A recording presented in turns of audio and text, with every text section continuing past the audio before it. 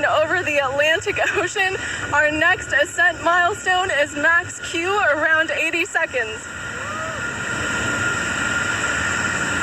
Terran 1 is supersonic.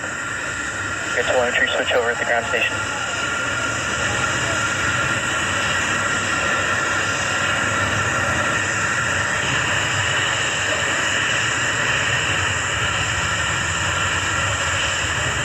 Max Q.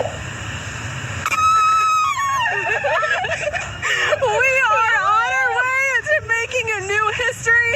Terran camera ready to play today. You just heard that call out indicating Terran 1 just made it through Max Q.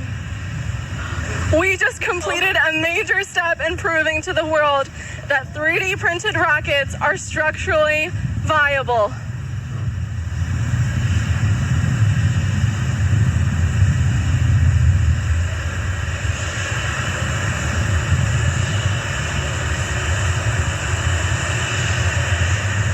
Up next, we'll be looking for a call out that stage 1 performance is nominal.